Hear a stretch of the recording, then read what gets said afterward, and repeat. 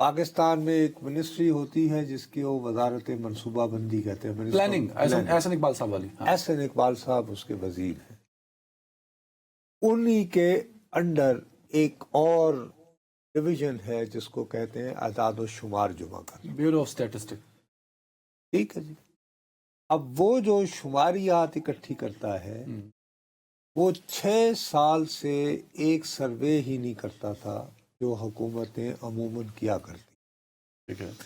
اس survey کے ذریعے معلوم کیا جاتا ہے کہ پاکستان کا جو عام گھرانہ ہے یا گھرانے ہیں، اوسط جو گھرانے ہیں، ٹھیک ہے، ان کی آمدنی کیا ہے اور ان کا خرچہ کیا ہے. اس کو موٹی انگریزی زبان میں کہتے ہیں house hold integrated economic survey. ٹھیک ہے. لیکن سادہ ترین زبان میں یہ ہے، ہم نے اللہ کے فضل سے 6 سال سے یہ سروے کروایا ہی نہیں تھا. اس کے بعد آئی ایم ایف جس کے پاس ہم جاتے ہیں نا، کشکول توڑنے کو دل تو بہت کرتا ہے لیکن چلے جاتے ہیں. خودکشی کرنے کو دل چاہتا ہے بجائے آئی ایم ایف جانے کے، لیکن چلے جاتے ہیں. اس نے کہا کہ بلوانی اور سروے کتنے وہ لے کے آؤ. اس سے پہلے انہوں نے کہا تھا، جبکہ میں تمہیں بتایا تھا کتنا خرچہ آیا اس سروے پہ، کہ جی پاکستان میں کرپشن کے اوپر سروے کریں. اور میں نے کہا کہ یار ہم نے نہیں، انہوں نے حکم، وہ بھی ان کے حکم پر ہوا. اور ہم نے یہ کہا کہ ہم نے ان کو کہا ہم نے نہیں کہ کہا آپ ہمیں ایکسپرٹس دیں. نہیں، انہوں نے مطالبہ کیا کہ آپ کریں. ہم نے کہا کہ جی ہمارے پاس ایکسپرٹیز نہیں ہے، آپ ہمیں بتائیں، تاکہ ایک کہ ایک بالکل تھرڈ پارٹی ٹائپ آڈٹ ہو جائے نا. یہ نہ ہو کہ ہم کرویں تو کہیں لکاستا تسی. یہ کیا گیا. خدا کی قسم سے دل دہلا دینے والے انکشافات ہیں اس سروے میں، کیا ہے جو حکومت پاکستان نے جاری کیے ہیں. یہ کسی اپوزیشن کی جماعت نے نہیں دیے. وہ تو ملک دیوالیہ ہو رہا تھا نا. ٹھیک ہے نا. اور نہیں ہو پیارے بھائی، اس میں جو ہے سپٹمبر 2024 سے جون 2025 ریسنٹ ہے یہ. ٹھیک ہے کہ ان میں کیا گزری ملک کے لوگوں پہ. ان میں مختصر ترین بتا دوں، اوسط جو ایوریج پاکستانی ہے نا، اگر وہ 3 روپے کمائے نا آج اس نے، تو اس میں سے 2 روپے کھانے اور گھر چلانے کے دوسرے اخراجات پر خرچ.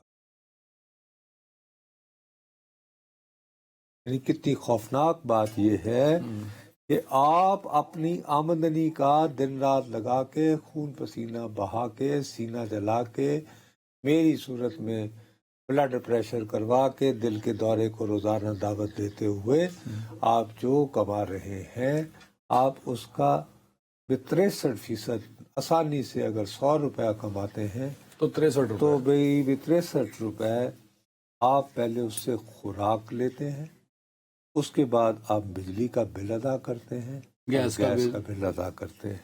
ہاؤس ہولڈ کے خرچے سارے 63%. کتنے؟ 63%.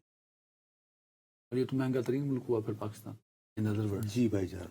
دوسری بات اس کی وجہ سے کیا ہے کہ تعلیم پر، یعنی جو پیسے بچوں کی تعلیم پر خرچ ہونے چاہیے تھے وہ نہیں ہو رہا.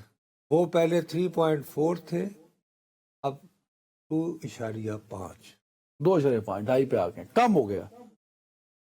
اس کے بعد کبھی کبھی بچوں کو چڑھا کے 40,000 کرنا. میں نے کہیں پڑھا تھا شاید ہماری وہ کہتے ہیں کہ ان سالوں میں انکم بہت بڑھی ہے. انکم، یہ وہ میں نے کہیں پڑھا تھا.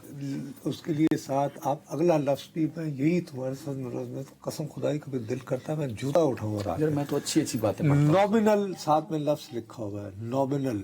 مطلب کہنے کو تمہاری تنخواہ تھی 700 روپے، وہ بڑھ گئی 1000 روپے، وہ ہو گئی 1000 روپے. بڑی نا، میں یہی کہہ رہا ہوں نا، یہ میں نے پڑھا. وہ 300 روپے بدے.